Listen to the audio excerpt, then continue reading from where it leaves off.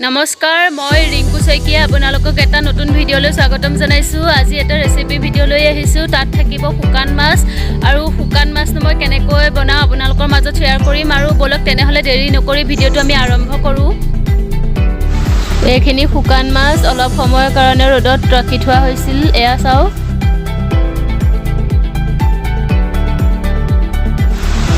ইয়াতে লৈছো মই দুটা ডাঙৰ সাইজৰ পিয়াজ আৰু আদা নহৰু এটা ভোট জলকীয়া।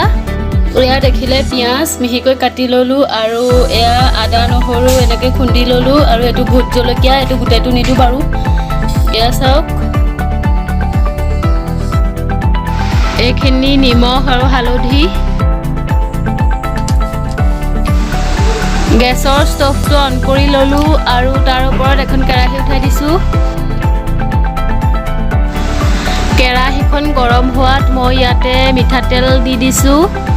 এয়া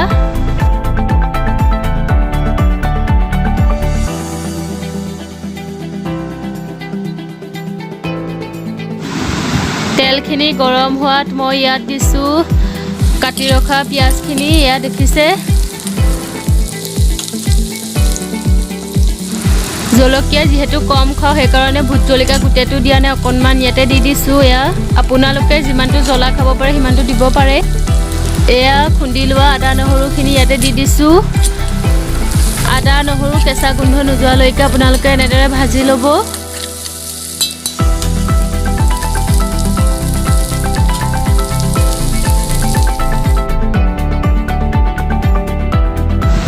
হালধিৰ গুড়িখিনি মই ইয়াতে দি দিছো। এনেদৰে আপোনালোকে 1 মিনিট মান ভাজি ল'ব।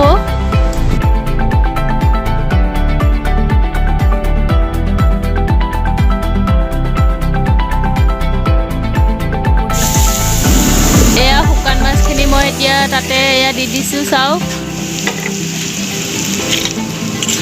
এনেদৰে মিহলাই ল'ব।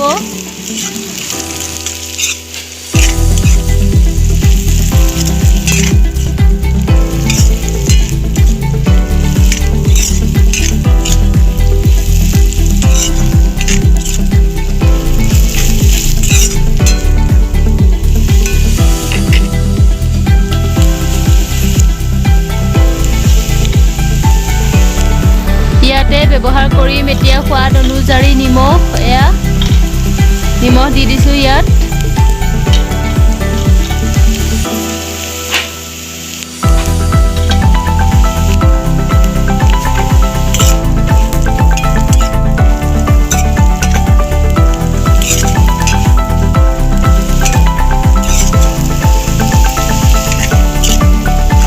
তিনি বা 4 মিনিট মানৰ কাৰণে এনেদৰে লৰাই ভাজি থাকিব।